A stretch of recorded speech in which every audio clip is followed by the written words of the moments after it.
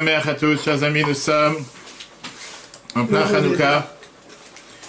Hanouka, c'est la fête des Lumières. Donc la fête des Lumières, c'est la fête dans laquelle on doit rajouter dans la lumière. Et comment on rajoute dans la lumière? Par l'étude de la Torah.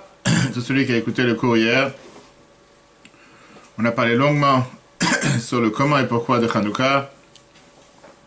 C'était l'inauguration du temple, c'était surtout le fait qu'on a le devoir de rajouter dans la lumière. Pourquoi? Parce que les Grecs, une des choses principales qu'ils voulaient faire, c'était la shkicham Toratecha, te faire oublier ta Torah. Ce qu'ils avaient comme problème, c'était pas qu'on fasse la Torah et les mitzvot. Faire la Torah et les mitzvot, ça les dérangeait pas. Mais ce qui les dérangeait essentiellement, c'était quoi? C'était de faire en sorte que la shkicham Toratecha, que nous, on puisse ne pas faire ce que Dieu veut. Pas faire la Torah, pas faire parce que c'est Dieu qui l'a demandé. Ça, c'est ce qui dérangeait le plus. Fais ta Torah, mais ne la fais pas parce que Dieu l'a demandé. Fais parce que c'est quelque chose d'intéressant, c'est une bonne science. Et c'est ça qui dérangeait. C'est la raison pour laquelle on a le devoir, pendant la fête de Hanouka, de rajouter dans l'étude de la Torah encore plus que d'habitude. Ça n'a pas tellement changé. Ça n'a pas tellement changé. Pourquoi? Non, aujourd'hui, on a le droit de faire la Torah et le mitzvot. On n'est pas à un moment des Grecs, pour que ça, on a parlé la semaine dernière. Je vais fermer la porte de bas, on ne t'entendra pas le vent derrière. Et en plus, on t'a mis les chauffages spécialement pour toi. Et donc, le fait qu'il y avait cette envie de vouloir faire oublier le fait que c'est la Torah de Dieu, que c'est les mitzvot de Dieu, c'est pour ça qu'on rajoute dans la Torah les mitzvot, particulièrement pendant la fête de Hanouka. Et donc aujourd'hui, on va voir la suite du chapitre 46, qui est riche, puisque celui qui se rappelle le cours de la semaine dernière, qu'on peut revoir sur l'application et Torah, on a parlé sur les différents types d'amour. On a vu comment d'un côté, Dieu, il est infini, il est très puissant. De l'autre côté, comment nous sommes très très bas. Et néanmoins, on a vu l'exemple que l'Admour HaZaken ramène sur un roi qui s'abaisse jusqu'au niveau les plus bas pour pouvoir montrer son amour avec quelqu'un de très très simple. On a vu jusqu'à quelqu'un qui peut parfois être quelqu'un qui n'est pas juste simple. On a vu comment l'Admour HaZaken, il te ramène quelqu'un qui est bas, qui est sale, qui est dans la rue. En deux mots, qu'il n'y a rien de, on va dire, d'attirant vers une personne a priori, et néanmoins, le roi, il va l'amener dans son chambre, dans son palais, dans son bureau, il va l'enlacer, il va l'embrasser. On a vu que c'est exactement la même chose que nous avons comme rapport avec Dieu. Le fait que d'un côté, nous sommes peut-être les gens les plus bas sur terre. Pourquoi? Par rapport à la puissance et la création que Dieu il a fait. Et de l'autre côté, on voit que Dieu, il se donne avec chacun d'entre nous et il nous aime. Alors justement, dans le deuxième exemple, dans la deuxième partie de l'exemple que l'Admour HaZaken a donné, on est maintenant dans le chapitre 46, troisième paragraphe. On a vu comment le roi il descend à un endroit tellement bas. Et donc, dans la métaphore que l'Admour HaZaken ramène, dans quel endroit bas Dieu il est descendu pour nous? Où il est descendu est vraiment très bas, à tel point qu'on dit que nous sommes considérés comme cette personne qui est tellement bas, sale, mouillée, que le roi le rapproche et le roi il est proche de lui. Matériellement parlant, l'endroit le plus bas de la planète, c'est la mer morte. D'accord? Point de vue maintenant en valeur éthique et morale, l'endroit le plus bas de la planète, c'est le monde dans lequel nous sommes, qui est appelé le Olam Atarton. Le monde bas dans lequel nous sommes. Pourquoi? Parce que c'est un monde dans lequel on a parlé plusieurs fois dans les chapitres précédents que l'existence de Dieu est totalement cachée. On ne la voit pas dans ce monde. C'est un monde dans lequel on a beaucoup plus d'envie, de désir, de pouvoir parfois faire des choses qui sont contre la volonté de Dieu. D'accord? Dans ce monde même, il y a des endroits qui sont considérés encore plus bas que bas. Quel est l'endroit qui est considéré très bas dans ce monde? C'est la terre d'Égypte. La Torah l'appelait la terre d'Égypte à l'époque, l'appelait Ervat Haaret. Qu'est-ce que ça veut dire Ervat Haaret? La nudité de la terre, c'était considéré l'endroit le plus bas, parce que c'était un endroit où la morale, les valeurs éthiques et morales là-bas, ils étaient vraiment un désastre, ils étaient le plus pire sur terre. Ça, c'était le monde, la terre d'Égypte. C'est un endroit, comme on voit dans l'histoire d'Abraham et Sarah, qu'on était prêt même à vouloir tuer un homme pour pouvoir prendre sa femme, soi-disant au nom du fait qu'on ne va pas se prendre une femme qui est déjà mariée. Alors, on va se marier avec une femme, on va prendre un homme, on va tuer l'homme pour pouvoir prendre sa femme. Et donc ça, c'était des choses qui sont apparemment Ervat Haaret. C'est la raison pour laquelle on parle des gens qui se prosternent à l'idolâtrie, mais qui se prosternent au Nil. On voit des magiciens qui font tout type de magie, on verra ça dans la Torah. Et le pire, c'est quoi? Le pire, c'est quoi? C'était des gens qui reniaient même l'existence de Dieu, à tel point qu'ils reniaient l'existence de Dieu, qu'ils n'avaient pas honte de dire, je ne sais pas qu'il y a un Dieu. Comme Pharaon, il a clairement dit, Mi Hachem Asher Eshma Bekolo. Qui est ce Dieu que j'entends dans sa voix? Pas sûr, après, une fois qu'il a reçu quelques claques, les 5 premiers coups, d'abord il a commencé à dire, c'est la main de Dieu, c'est le doigt de Dieu. D'abord c'est le doigt de Dieu, la main de Dieu. Après il a dit, j'ai fauté, c'est Dieu. C'est le Dieu c'est Dieu qui a raison et c'est moi qui ai tort. C'est dans cet endroit-là que le peuple juif était pendant 210 ans. C'est dans cet endroit-là qu'on est descendu à 49 niveaux d'impureté les plus bas sur terre. Tel point qu'on te dit que si jamais Dieu n'aurait pas envoyé Moshe pour libérer le peuple juif, on serait totalement englouti dans la porte 50, dans le 50e niveau de Touma qui était le plus bas. C'est pour ça qu'on a besoin de 49 jours entre Pessah et Shavuot pour remonter chaque jour d'un niveau jusqu'à pouvoir être purifié et arriver à Matan Torah. Est-ce que c'est normal que Dieu, qui est le plus grand, l'omniprésent, qui est infini, descend dans l'endroit le plus bas? La réponse est totalement non, négatif. On voit comment la Torah te dit à plusieurs reprises que la divinité ne peut pas descendre dans un endroit bas. La réponse, l'exemple qu'on a dans la halakha, tu n'as pas le droit de dire des paroles de Kedusha dans un endroit qui est impur, un endroit qui est sale. Tellement de lois tu as dans Shulchan Aruch, code de loi juif par rapport à est-ce que tu as le droit de dire telle ou telle phrase de Torah dans un endroit où il y a des excréments dans la rue, quand tu passes, si c'est sale, pas propre, pour ne pas citer la ville la plus propre du monde qui est Paris, ou d'autres villes. Fais attention, on dit des paroles de Torah. La Torah te dit clairement Ki Hashem Elokecha mitala b'kerev machanecha, Dieu, il marche dans ton camp, ve'aya machanecha kadosh. Ton camp sera un camp saint, qui veut dire tu dois te comporter avec sainteté. V'lo yireh b'charvat davar, tu n'as pas le droit de voir une unité d'une chose. On dit, il y a certaines choses qu'on n'a pas le droit de regarder, qu'on n'a pas le droit de voir. Dieu ne peut pas être présent partout. Si on peut dire qu'il ne peut pas être présent, parce qu'on parle de Dieu, qui est totalement, je veux dire, infini. Et donc, en tout cas, ce n'est pas l'endroit idéal, l'endroit apte. Et néanmoins, on voit que Dieu est descendu dans l'Égypte. Il a envoyé là-bas Moshe pour nous sortir d'Égypte. Dieu il a envoyé les 10 plaies en Égypte. On dit tous les soirs de Pessah dans la Haggadah, c'était Ani velo Hashaliach, Ani Hashem, c'était moi Dieu, pas un émissaire, pas un envoyé, c'est moi Dieu lui-même qui est parti, qui est descendu pour sauver le peuple juif. C'est Dieu qui s'est rabaissé à pouvoir entendre les bêtises et les paroles de Pharaon et des magiciens, tout ça pour le peuple juif. Le summum de tout ça, c'était bien sûr dans la 10e plaie, Makat Bechorot. Qu'est-ce qui s'est passé dans Makat Bechorot? La Torah nous dit que Dieu il a dit, comme on dit dans la Haggadah, Lo ale de malach, velo ale de saraf, velo ale de shaliach, ni par un ange, ni par qui que ce soit, mais c'était par qui? Hakadosh Baruch Hu b'vodo b'atzmo, Dieu lui-même. Ani Hashem, je suis Dieu. Ani hu velo acher, c'est moi et pas quelqu'un d'autre. Dieu, si on peut dire, il a abandonné, il a fait une relocalisation. Il a fait un déménagement du monde en haut, de tout ce qui est les astres, tout ce qui est les anges. Il est descendu dans cet endroit qui est appelé la nudité de la terre. Dans le Zohar, on nous dit sur la phrase qu'on dit tous les jours dans la prière, malgré qu'ils étaient dans la terre de leurs ennemis, je ne les ai pas haïs, je ne les ai pas détestés. Vient le Zohar, chapitre volume 3, page 115, c'est dit, c'est comme un un fiancé, qui va vers sa fiancée qui se trouve dans un chouk shel bourseki, un marché dans lequel on travaille les peaux, le tanneur de peau. On sait que la halakha te dit que c'est pas dans un endroit que les odeurs sont très très agréables. C'est comme le musc, c'est comme les grands parfums Dior et Chanel qui sont vendus en général avec beaucoup d'argent. C'est un endroit qui est abominable, on ne peut pas respirer. Et en règle générale, des gens normaux qui n'ont jamais travaillé là-bas ne peuvent pas travailler s'approcher d'un endroit pareil. Et néanmoins, le Zohar te dit que c'est comme le khatan qui va arriver là-bas parce qu'il a tel amour envers sa fiancée. Et donc pour lui, sa fiancée a l'air d'un sac ou un champ de parfums, comme je dis, un magasin Sephora ou n'importe quel autre grand magasin où tu sens les parfums chaque seconde. Pour lui, il ne voit pas ce qui se passe, même si c'est un endroit qui est, comme j'ai dit tout à l'heure, tellement abominable. Et comme il aime sa fiancée, il va la chercher là-bas. Le Zohar te dit c'est exactement le même amour que Dieu a envers le peuple juif. Donc après qu'on a appris dans le premier paragraphe de ce 3e paragraphe dans le chapitre 46 de Tania, la semaine dernière, que tous les anges sont totalement effacés face à Dieu. Viens, maintenant la Noazakani te dit c'est la raison pour laquelle on dit dans la Kedusha, Nagdisha, et qu'on dit tous les jours dans la prière, que les anges, ils viennent et te demandent, aïe, mais comme que Vodo, où se trouve Dieu, où se trouve la gloire de Dieu, où est sa plus belle façon d'exister, Et on répond que Dieu se trouve particulièrement dans notre monde. Il a abandonné les anges et il a fait exprès de laisser sa divinité sur la planète Terre. Il est descendu lui-même pour nous faire descendre de tout ce qui est appelé la nudité de la Terre. Tout le monde demande la question dans le deuxième chapitre. Tout le monde demande où est la gloire de Dieu.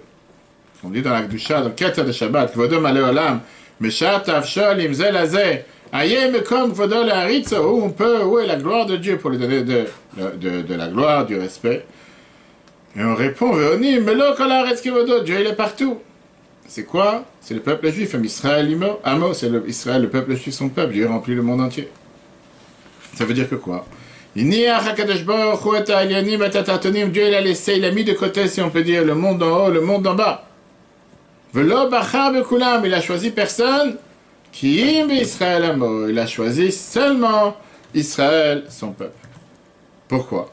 Comment il a fait une chose pareille? La première des choses, il les a sortis d'Égypte. Ervat Haaretz, qui était considéré la nudité de la terre.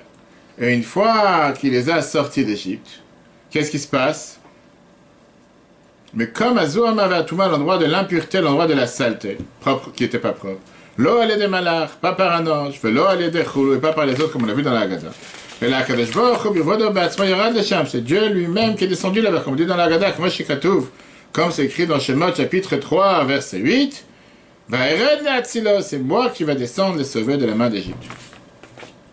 Fameuse histoire qu'on rappelle sans arrêt.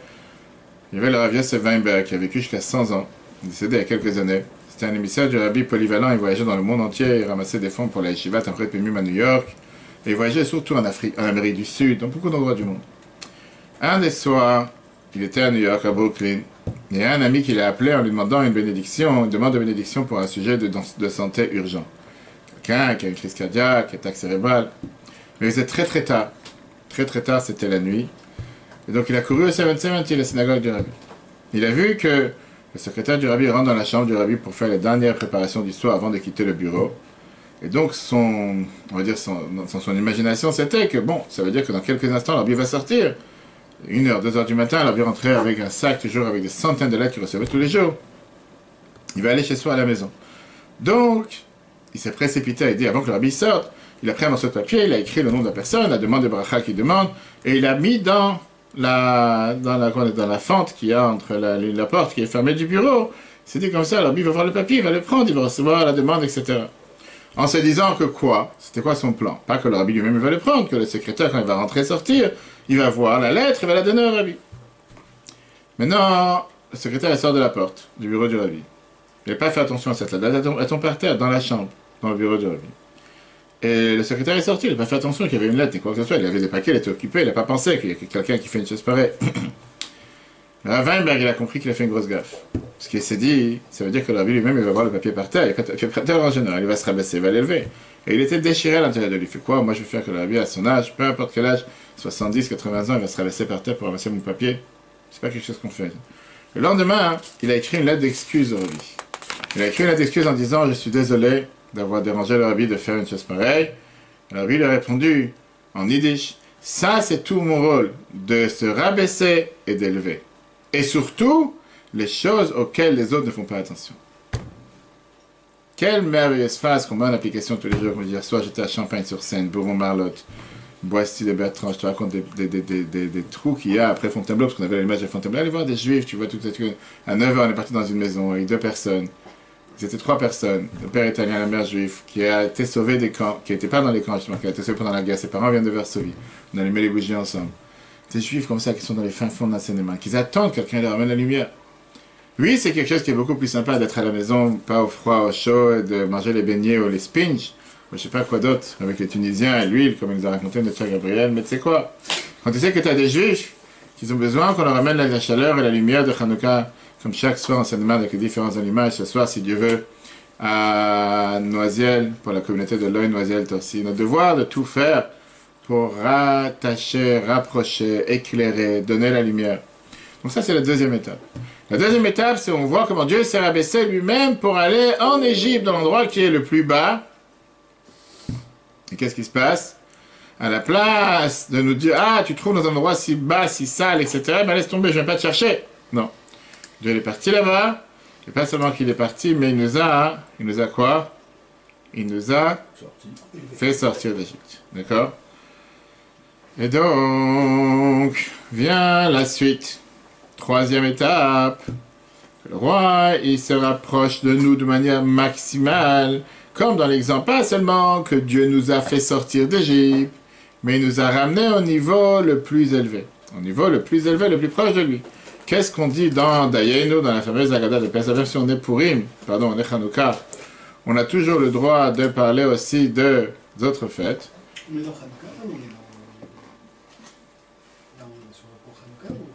Seigneur, il y a des gens qui ont un peu la tête. Il y a un médicament qui sort contre Alzheimer très prochainement. Et on peut le commander. Je sais pas où, mais on peut le commander. On dit dans la Dayenu, dans la Haggadah de Pesach, qu'est-ce qu'on nous dit? Il aussi jamais Otseanu Mitzrayim. Si Dieu nous aurait fait sortir d'Égypte, et Velo Natananu Torah nous aurait pas donné la Torah, qu'est-ce qu'on dit à ce moment-là, Dayenu? Qu'est-ce qui s'est passé après la sortie de après que nous sommes sortis d'Égypte? Qu'est-ce qui s'est passé juste après? La Torah nous dit qu'on a reparti recevoir la Torah. Dieu nous a donné le cadeau le plus cher qu'il avait. Le cadeau le plus cher, le plus élevé, le plus important, qui d'après la logique, on ne devait pas le recevoir. Les rabbins nous disent clairement que les anges se sont opposés. Et ils ont dit, Ma leilud isha benenu, qu'est-ce qu'elle a à faire qu'est-ce qu'elle a à faire comment on appelle ça un être humain parmi nous. Ils ont dit, donne ta gloire sur le ciel, donne pas ta gloire sur la terre. Malgré ça, Dieu nous a donné sa Torah. Il nous a donné la Torah, pas seulement il nous a donné la Torah, mais il a décidé que c'est nous qu'on va la recevoir et c'est pas les anges. Maintenant, si je demande à quelqu'un aujourd'hui, c'est quoi la Torah? Qu'est-ce que c'est la Torah? Quand quelqu'un il essaie de définir, la Torah c'est quoi? C'est quoi? Si tu définis en un mot, c'est quoi la Torah? C'est loi. C'est Dieu. Hein? C'est Dieu. C'est Dieu, tu dis quoi? Code de loi. Code de loi. Ok, Mahot, certainement que tu n'as pas fait les bénédictions ce matin. Qu'est-ce qu'on dit dans les bénédictions du matin, les brachot qu'on dit tous les matins? Asher, Natananu Torato Torah Temed. On est en train de parler que la Torah c'est Chochmat Hashem, c'est la sagesse de Dieu. C'est une partie de Dieu, comme elle a dit notre cher Hervé. Qu'est-ce que ça veut dire une partie de Dieu? Une partie de Dieu qui veut dire c'est la sagesse de Dieu, comme la Dezor te dit que Dieu et la Torah, ce sont une seule chose. C'est-à-dire que par ça, que Dieu il te donne la Torah, il te donne la possibilité de s'attacher avec lui. On a vu ça dans les cours précédents, qu'on peut revoir sur l'application du Torah, comme quoi, par ça que tu apprends, ton cerveau s'unit avec Dieu. Tu deviens une seule chose avec Dieu. Comment tu peux dire qu'il n'est pas plus important, il n'est pas plus élevé? Et ça, on apprend par ça qu'on écrit, le roi David Amelech, il a écrit ça dans Shir HaShirim, le cantique des cantiques que nos chers frères séfarades ont l'habitude de dire tous les vendredis soirs. Le roi Salomon, pardon. Yeshakeni, mais il m'a troublé avec lui. Yeshakeni, meneshikot piu. Que Dieu m'a embrassé avec sa bouche. Vimino techapkeni, que sa droite m'enlace. C'est que Dieu, il embrasse et il enlace le peuple juif. D'après la Kabbale, on a vu ça la semaine, il y a deux cours, je crois. Il y a deux types de rapprochement. Deux sortes de rapprochement. Qu'est-ce que ça veut dire embrasser? Qu'est-ce que ça veut dire enlacer? La question qu'on peut demander, qu'est-ce que ça veut dire quand tu dis dans Shir HaShirim que Dieu nous a embrassés? Ça veut dire qu'il nous a embrassés. De quel embrassement tu parles? Qu'est-ce que ça veut dire embrasser? Quand tu parles en français, embrasser, ça veut dire quoi? Quand tu regardes dans le dictionnaire, je sais pas, le grand Bernard, ou le grand Larousse, le Robert, je sais pas quoi, qu'est-ce que c'est écrit là-bas? Embrasser, c'est écrit quoi? Ça veut dire que tu attaches deux choses. Tu attaches deux choses, et embrasser, ça veut dire, en général, c'est embrasser sur la bouche. La bouche de Dieu, c'est quoi? Les paroles de Dieu. Les paroles de Dieu. Surtout quand on parle de la halakha, la loi. Ça, c'est la manière comment Dieu attend de nous de se comporter. Quand tu parles de l'autre côté, la bouche de l'homme, qu'est-ce que ça veut dire quand tu parles des paroles de Torah, comme on fait maintenant? Tu es en train d'embrasser la bouche de Dieu, les paroles de Dieu. C'est ce que tu embrasses.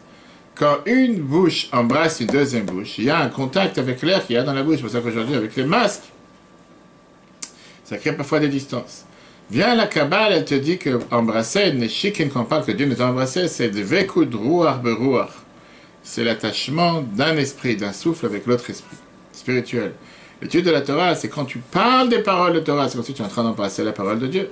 Et avec ça, tu fais rentrer à l'intérieur de ton cerveau, tu fais rentrer quoi? La sagesse de Dieu. Par ça que tu apprends la Torah, ton cerveau devient un cerveau qui est plein de sagesse de Dieu, qui est énorme. Ça, c'est embrassé. Qu'est-ce que ça veut dire, que sa droite m'enlace? Qu'est-ce que ça veut dire enlacer une personne? Pas faire de lacet, presque. Enlacer, ça veut dire que ton corps, il touche l'autre corps. Qu'est-ce que ça veut dire, il touche l'autre corps? Comment maintenant tu peux dire que mon corps, il touche le corps de Dieu? Quel corps de Dieu tu parles?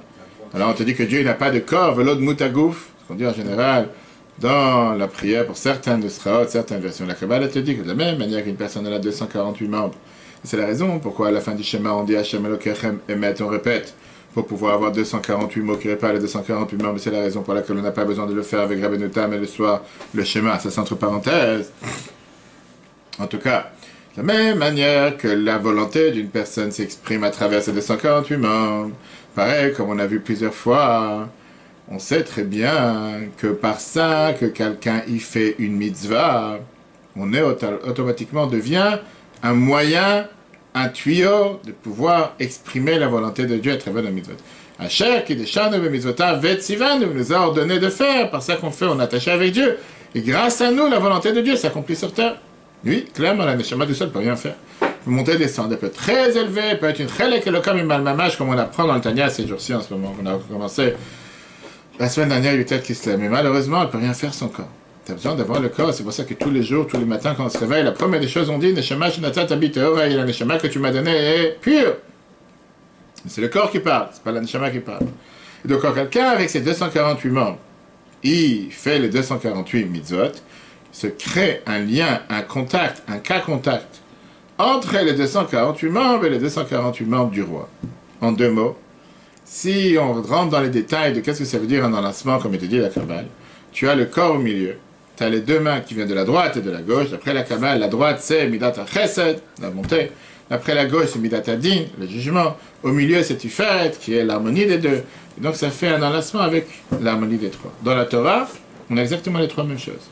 On a la droite, la gauche et le centre. La droite c'est tout ce qui sont les mitzvot qui font partie, qui passent de la catégorie de Chesed, Gmilut Chasadim, aimer ton prochain comme toi-même, toutes les mitzvot qui sont là pour aider les autres, les actions sociales, s'inquiéter des autres, aller voir les gens dans les EHPAD, dans les prisons, livrer des colis, s'inquiéter pour un autre juif, aider une personne à se relever matériellement, spirituellement, faire la tzaka, pendant Hanouka particulièrement, sur le site du Chabad 77.org.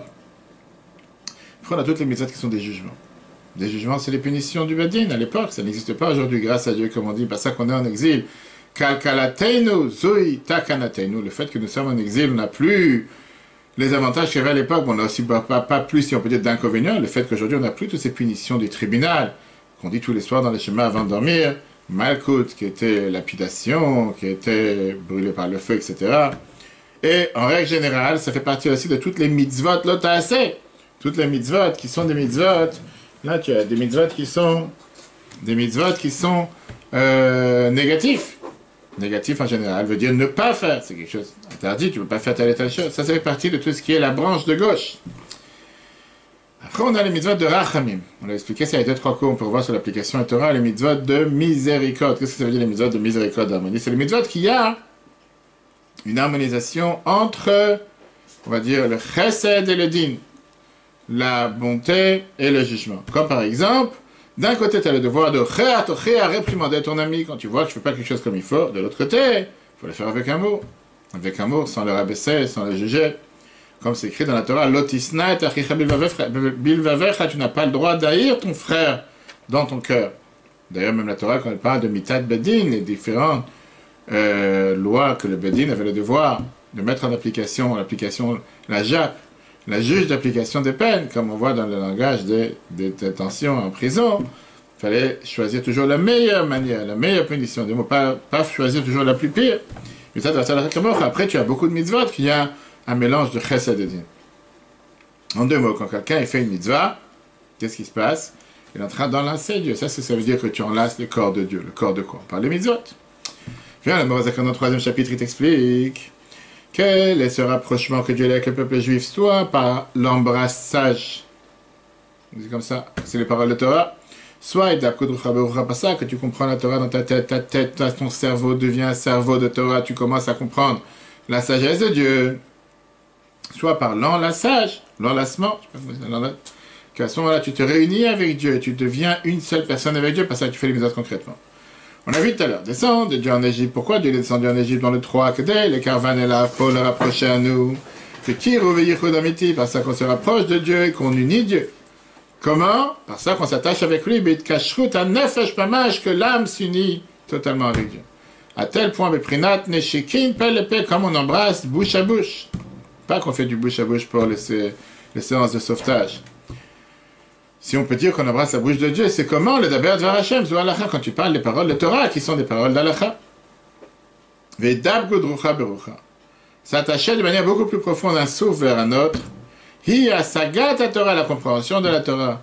Vediat retzono vechorpato, connaître la volonté et la sagesse de Dieu. De kulachad mamash, c'est une seule chose. La volonté et la sagesse de Dieu, c'est une chose avec Dieu. Vegam biprinat chibuk, même en enlaçant.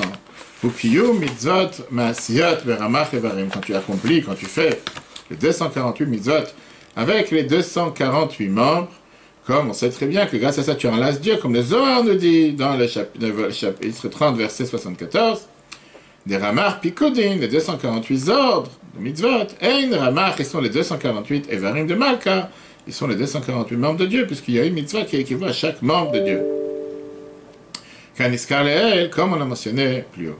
Derrière Klal, vient l'Admor Zaken te dit ça, c'est ce qu'on voit, ce qu'on dit en général tous les vendredis après-midi pour Mincha, avant la prière de Mincha dans Odou et Patacheliao. Nechlakin se divise les 613 commandements, les Shalosh Prinot, en 3 catégories. Yamin, la droite, Smol, la gauche, Vemtsa et le milieu. Et ça représente à quoi? Chesed, Din et Rachamim.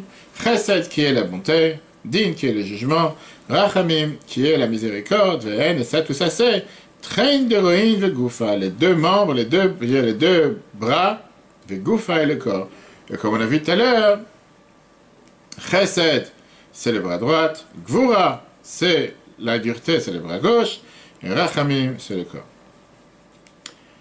Ok, il y avait une fois un chassid, une histoire qu'on a racontée plusieurs fois, une histoire avec une personne qui est partie voir une fois le rabbi, et qui a demandé au rabbi la chose suivante, qui lui a dit, pourquoi vous rapprochez de telle personne qui, apparemment, c'est quelqu'un qu'on dit ein tocho kevaro, qui veut dire son intérieur n'est pas comme son extérieur. En apparence, il a l'air de quelqu'un de bien, mais son intérieur, c'est quelqu'un de très mauvais. Et puis, c'est quelqu'un de très mauvais, c'est quelqu'un que tu n'as pas le droit d'accepter, tu n'as pas le droit d'être proche de lui. Qu'est-ce que le rabbi a répondu à une personne pareille? Qu'est-ce que tu réponds à quelqu'un pareil? Le rabbi a dit comme ça. D'abord, ça se peut que son extérieur, c'est vraiment son intérieur. Toi, tu penses l'inverse, ça se peut que ça.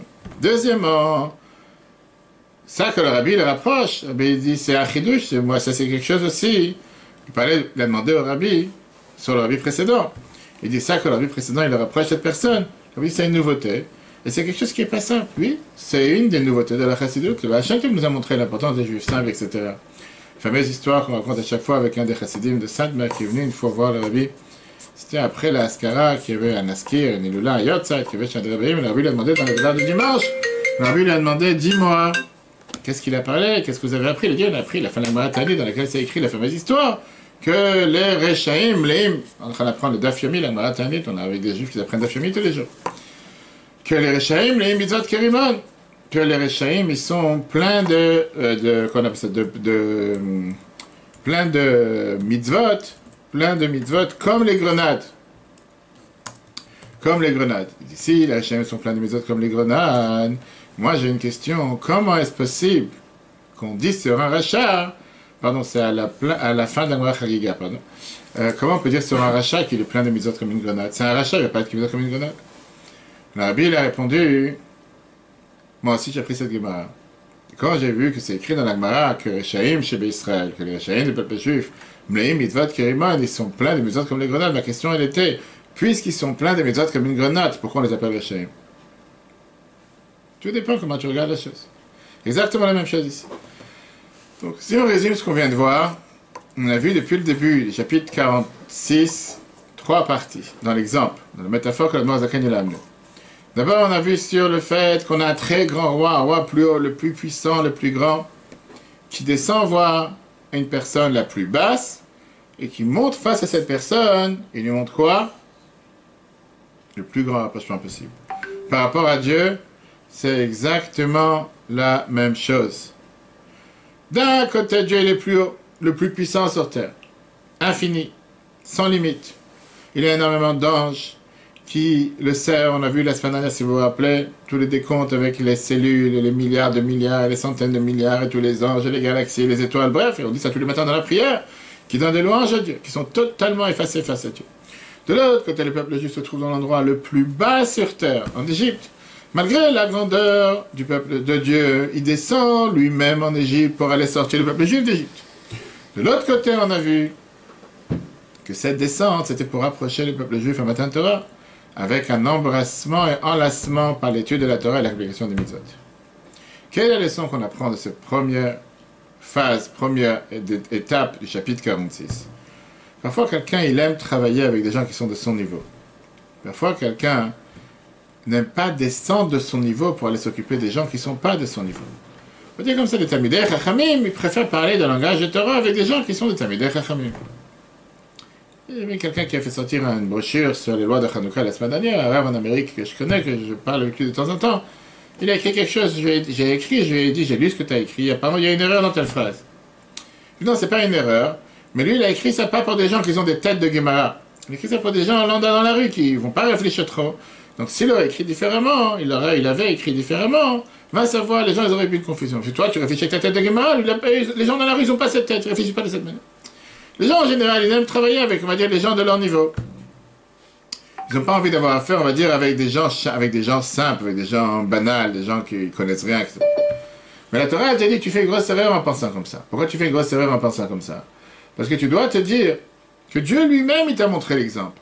Dieu lui-même, il t'a montré l'exemple qu'il est parti, qu'il est descendu pour aller rapprocher les gens les plus bas, pour leur apprendre, pas les plus hautes choses, pour leur apprendre ce qu'on appelle l'Aleph-Bet du judaïsme. C'est exactement la mission que Rabbi a donnée à ses shluchim depuis maintenant 70 ans, plus. D'aller dans les endroits où, bien sûr, c'est plus facile d'être entouré de gens pratiquants, religieux, grands érudits, d'apprendre d'Afyomi tous les jours, et d'apprendre encore d'Agmara, encore Shulchan Aruch. Mais tu as des juifs en attendant qui n'ont pas encore allumé les bougies de Hanouka, qui ne savent pas que c'est Hanouka ce soir, qui attendent que quelqu'un vienne les soir. Dans une maison que je suis rentré, la personne m'a dit, je voulais tellement allumer, mais j'ai pas de bougies. On va lui dire qu'en bas de chez toi à Carrefour, tu as des bougies. Personne ne pense qu'il doit voir les bougies de Hanouka en tricolore. Il ne cherche pas à comprendre. Il n'a pas allumé. Troisième soir, on a fait chez rien, on a allumé avec toutes les bougies. Et c'est comme ça tous les soirs, chaque année. On visite les familles jusqu'au 8e soir. Le 8e soir, on découvre les juifs qui ne savent pas encore que c'est Hanouka qui doit allumer. Mais c'est pas seulement Hanouka, c'est tout le temps, tu rencontres des juifs. Hier soir, à Fontainebleau, à l'allumage de Fontainebleau, j'ai rencontré plusieurs juifs. J'ai dit, vous avez des tefilines? Il fait non. Je sais pourquoi. On n'a pas de tefilines. Je fais juste après Hanouka, je vous appelle. La rigueur, j'aurais dit, tu sais quoi, je viens te voir aujourd'hui, mais j'ai l'allumage. Je parle pour vous amener une paire de tefilines. On va prendre un paire de tefilines ensemble. Ils attendent que ça. Et c'est comme ça dans les quatre coins du monde. Mais tu peux très bien dire, je vais m'occuper avec des gens de mon niveau. Mais un Dieu te dit, non, descends. Oui, ça s'appelle une descente. Parce que ce moment que tu consacres à un juif qui n'est pas pratiquant, qui n'est pas religieux, qui n'a absolument rien fait, que oui, le soir de Hanouka, tu vois, comme hier soir, on était chez lui dans des trous, 60-70 km d'ici, il fait noir, il fait froid, il n'y a pas un chat dans la rue, 9h, 9h10, il n'y a pas une voiture qui tourne. Et tu tapes à la porte et quelqu'un et tout, on est parti voir une personne âgée, son mari est décédé cette année, dans une rue sombre, il n'y a pas de lumière, il fallait la lumière de l'iPhone pour pouvoir éclairer. Elle avait peur d'ouvrir la porte. Madame qui a 90 ans plus, elle dit non, il fait noir, il fait nuit, je ne vous connais pas. Je peux comprendre. Les gens, ils ont peur, qu'est-ce que tu veux que je passe le matin pour allumer les bougies de Hanouka? Je ne peux pas passer le matin non plus. Mais ça, c'est le point numéro 1. Le point numéro 1, c'est qu'il faut d'abord descendre. Descendre de son niveau. Adapter le message à ceux qui t'attendent. Même si c'est soi-disant de la perte de temps par rapport au moment que tu aurais pu utiliser pour t'élever toi-même. C'est pas suffisant de descendre. Une fois que tu es descendu, il ne faut pas rester en bas. Maintenant, il faut les élever. Comment les élever? Tu peux leur apprendre le niveau de AB du judaïsme, l'Aleph-B du judaïsme. Et tu peux les laisser dans un niveau bas. Et ça, c'est la deuxième envers du décor, que beaucoup de gens qui ont à faire ce qu'on appelle aujourd'hui, dans le slang connu, kirouv, des mouvements de kirouv, reprocher les gens loin, ou des gens qui ont fait avec des balais tu vois, elle a dit non, non, surtout n'avance pas trop. Reste à ton niveau. Pas Rachid, des grosses paires, des 4x4, de Parabénotam, c'est pas pour toi. Tu viens de la rue, tu es encore tellement bas, reste à ton niveau tellement bas. La Torah nous enseigne comment Dieu l'a montré tout à fait le contraire. Tu dois descendre dans l'endroit où ces juifs se trouvent, l'endroit les plus bas, et les élever au niveau le plus haut. Le rabbi tenait à faire en sorte de parler avec n'importe quel juif et de l'élever à ton niveau. Oui, d'apprendre avec lui les choses les plus profondes de la Torah. Ah, ça te demande beaucoup plus de travail, de fatigue, fais-le. Mais en quoi tu vas décider que tel juif? Non, il doit allumer qu'avec des bougies, pas avec de l'huile. Il doit mettre les autres les plus petites. Une, ça suffit. Pourquoi pas, s'il peut avoir la plus belle paire de tefillin, pousse-le à avoir la plus belle paire. Pousse-le à avoir les meilleures mezuzot, les meilleures mitzvot. Tu vas allumer les bougies, allume avec de l'huile, pourquoi avec des bougies, etc., etc. Alors bien sûr que pour ça, ça demande beaucoup d'investissement et beaucoup de persévérance et surtout beaucoup de patience. Et ça doit être fait de manière, on va dire, graduante, niveau par niveau. Tu ne veux pas sauter les niveaux. Il y a clairement tellement de lettres dans lesquelles il répond à des gens qui ont fait tchouva. Tu ne veux pas commencer à faire 613 commandements en un jour. Ça n'existe pas. Étape par étape, mitzvah par mitzvah. Une fois que tu as consolidé les mitzvahs, tu avances comme dans la prière, se concentrer dans la prière. Un paragraphe, un deuxième paragraphe. Donc ça, c'est la fin de ce premier paragraphe du chapitre 46. La semaine prochaine, si Dieu veut, on verra la suite. Et pas seulement que l'amour et le rapprochement de Dieu envers nous, ça s'est exprimé dans la sortie d'Égypte et le fait qu'il nous a donné la Torah. On va voir que Dieu, il attend de nous d'être mariés avec lui. Là, maintenant, on a parlé d'embrasser, d'enlacer. Tu embrasses et tu enlaces, pas forcément que des personnes que tu es marié avec. Il y a différents pays du monde, il y en a qui disent bonjour comme ça, il y en a qui embrassent 4 fois avant le corona, après le corona, 2 fois, il y en a qui ne faut surtout pas toucher la personne. Il y en a qui vont juste faire un enlaçade ou un embrassade. Chacun avait différentes catégories du monde. On va voir que l'approche que Dieu a envers nous, c'est comme une bague de mariage. Pourquoi? On sait très bien que dans la Torah, on a énormément de sujets qui s'appellent Kedusha. Tout où tu tournes, tu as affaire avec la sainteté. Kideshan de mitzvotav. Kiddush, Kiddushin. Où tu tournes, tu parles. La Torah te dit Kedoshim tiyu. Sans arrêt. Qu'est-ce que tu sois saint? Qu'est-ce que tu sois saint? Saint de quoi? En France, tu as beaucoup de rues qui s'appellent saint, tu as beaucoup de produits qui s'appellent saint. Mais dans la vie de tous les jours, qu'est-ce que ça veut dire être saint? Dans la mitzvah, tu dis à chaque Kideshanu, le mitzvotav, Dieu nous a sanctifiés avec ses mitzvot. C'est quoi sainteté? Comment les mitzvot nous sanctifient? Ça dit une chose pareille. Alors, la semaine prochaine, c'est du bon, on verra qu'est-ce que ça veut dire être saint, et surtout, comment les mitzvot nous sanctifient, comment tu arrives avec cette sainteté. Mais comme j'ai dit, tu as 3 thèmes, on verra la semaine prochaine. Comme je dis à chaque couple qui vient ici pour se préparer au mariage, quand le mari dit à sa femme sous la choupa, Re'at mekudeshet, quand il met la bague sur le doigt, qu'est-ce que ça veut dire Re'at mekudeshet? Parlons à un jeune marié. Re'at mekudeshet, tu m'es réservé. Tu m'es réservé. Tu m'es sanctifié. Tu m'es sanctifié. Qu'est-ce que c'est sanctifié? Quoi elle a compris? Disons que tu lui aurais dit en français. Ma chère épouse, tu m'es sanctifié. De quoi tu parles? Parle en quelle langue? Puis aller avec un autre homme. Puis aller avec un autre homme. Quel rapport le mot sanctifié? Si en quoi tu parles de sainteté ici? Ben, toi, tu te prends pour un saint. Le saint des saints. Le Kodesh, Kedusha, il y a plusieurs choses. Kadosh, ça veut dire, on verra la semaine prochaine, union. Être uni. Kedusha, on verra, ça veut dire aussi, Milachon, Avdala, séparation. On dit, c'est très bien que dans la Torah, au temps du temps, on avait ce qu'on appelle rendre quelque chose Hekdesh. Qu'est-ce que de rendre quelque chose Hekdesh? Que tu prends un animal, quoi que ce soit, des fruits, des légumes, et tu rends ça pour Dieu, tu es Makdish ça pour Dieu, et tu les sépares du profane, tu les rends ça. On verra, qu'est-ce que ça veut dire Vi'item Gdoshim. On verra surtout, qu'est-ce que nous avons en commun avec cette sainteté envers Dieu? Dieu nous a sanctifiés, nous a mariés. Est-ce que nous sommes unis avec Dieu? Est-ce que nous sommes séparés? Séparés de quoi? Unis comment? Tout ça, si Dieu veut, avec la bague du mariage, qu'on parlera de ça la semaine prochaine. Et après, on verra. Écoutez, ça, c'est des beaux discours, mais on ne le ressent pas. Comme tu l'as de Moazakan, il amène ça à terre pour chacun d'entre nous. Tu ne ressens pas que tu es marié. Tu as parfois déjà quelqu'un, il est marié avec une femme, mais il ressent rien de spécial, il est marié. Ils vivent sous le même toit, mais ils n'ont rien en commun. On verra comment est-ce que le fait de ne pas ressentir, ça crée un manque dans l'union. Ça, si Dieu veut, la semaine prochaine. En attendant, Chanukah Sameach à tous et Chodesh Tov, si Dieu veut, ce Shabbat, un grand Shabbat, on sort 3 Sefer Torah, quand on les a, si Dieu veut, bientôt, va être très bon un jour. Et continuons à illuminer le monde entier avec les bougies de Chanukah. D'aller voir chacun, ses amis, ses voisins, ses proches, ces gens, ces personnes au travail, qui de Chanukah, demander à allumer les bougies, même s'ils n'ont pas allumé jusqu'à maintenant. Ce soir, on allume 4 bougies, comme on fait tous les soirs, si Dieu veut, ce soir, la grande allumage publique à Noiselle, à Torsi, avec tous les gens de la communauté, et surtout, réveillons tous ceux qui ont besoin de la lumière en se rappelant qu'une petite lumière chasse énormément d'obscurité. Le cours en replay sur l'application eTorah sur Google et Apple. Très bonne journée à tous. Chanukah Sameach, Chodesh Tov, et que la lumière de Chanukah continue à jaillir et éclairer tout au long de l'année. Et n'oubliez pas d'envoyer vos dons sur Chabad, CHABAD77.org pour nous aider à faire répandre la lumière sur toute la cinéma de là.